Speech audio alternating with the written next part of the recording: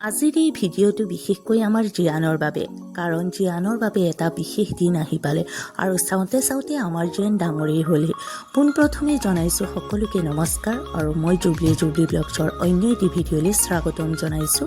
আৰু যোৱাকালি আহিলোঁ মৰিগাঁৱলৈ, যিহেতু জিয়ানৰ অন্নপ্ৰসন্ন অহাকাইলৈ, আৰু অন্নপ্ৰসন্নৰ বাবে তাৰ পাপাকে এয়া টেণ্টৰ পৰা অলপ বস্তু আনিলে। আৰু এয়া হৈছে মোৰ শহুৰ দেউতা, মানে জিয়ানৰ ককাক, আৰু ককাকে নাতিনীয়েকলে চাই চাই বস্তু নমাই আছে।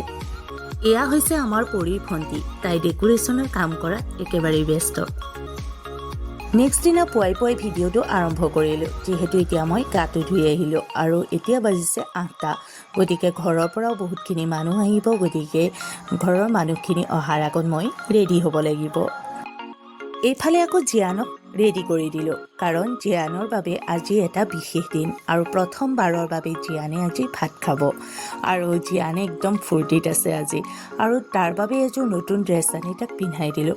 আৰু তাক কেনেকুৱা লাগিছে জনাব, তাক সজাই পৰাই মই ৰেডি কৰি দিলোঁ।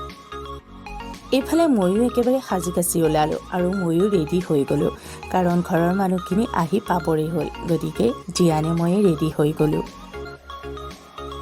এয়া হৈছে আমাৰ খুৰীহঁত, আৰু খুৰীহঁতে একেবাৰে চব্জি কটাত ব্যস্ত ৰাতিপুৱাৰ পৰাই, যিহেতু কাৰিকৰ লাগি আছে আৰু খুৰীহঁতে চব্জিও কাটি আছে। এয়া বেলুনখিনি কিন্তু যোৱাকালিয়ে লগোৱা হ'ল, কাৰণ ডেকোৰেশ্যনৰ কাম যোৱাকালিয়ে কৰা হ'ল, কাৰণ মৰ্ণিং কৰিবলৈ সকলোৰে হাতত সময় নাথাকে, আৰু বহুতখিনি বেলুন কিন্তু ফুটিও গ'ল। শাহুমায়ে আকৌ গোসাঁই ঘৰতে এভাগ নামৰো আয়োজন কৰিলে, যিহেতু নাতিনীয়েকৰ অন্নপ্ৰসন্ন।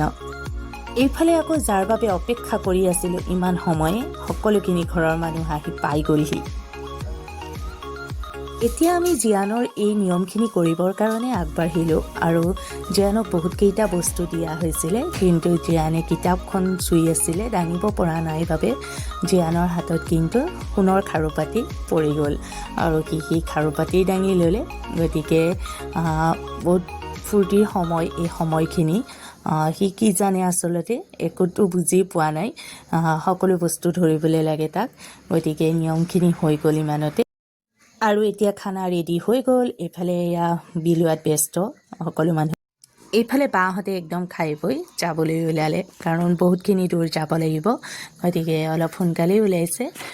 সকলোৰে বেয়া লাগিছে জিয়ানক এৰি যাবৰ বাবে, আৰু সিও কিমান ভাল পাইছে ঘৰৰ মানুহখিনি দেখি। এতিয়া আকৌ জিয়ানে বায়েকক পাই একদম ক'বই নোৱাৰে, আৰু বায়েকেও তাক কিমান যে মৰম কৰে নহয়, তাইৰ লগত খেলি আছে একদম। এয়া দেখিছেনে, এয়া হৈছে মোৰ দাদাৰ ছোৱালী, মানে তাইৰ জিয়ানৰ বৰ্তাকৰ ছোৱালী, বায়েক হয় তাৰ, আৰু ইফালে খেলি আছে। এয়া ফাইনেলি এতিয়া প্ৰেজেণ্টখিনি খোলোঁ বুলি লাগিলোঁ। জিয়ানৰ গিফ্টনো কি উঠিল, গতিকে চাওঁ আহক এবাৰ। এতিয়া আমাৰ জিয়ানৰ কিনো গিফ্ট উঠিল এফালৰ পৰা আপোনালোকক দেখাই গৈছোঁ, আৰু আপোনালোকেই নিজেই চাই লওক। আৰু জিয়ানৰ গিফ্টখিনি মই এফালৰ পৰা দেখাই গ'লোঁ, কাপোৰো বহুতখিনি উঠিছে। আৰু ভিডিঅ'টো কেনেকুৱা লাগিলে যি জনাব। আকৌ এটা নেক্সট ভিডিঅ'ত লগ পাম, আৰু সকলোকে জনাইছোঁ শুভৰাত্ৰি, আৰু এতিয়া লৈছোঁ বিদায়। Bye bye.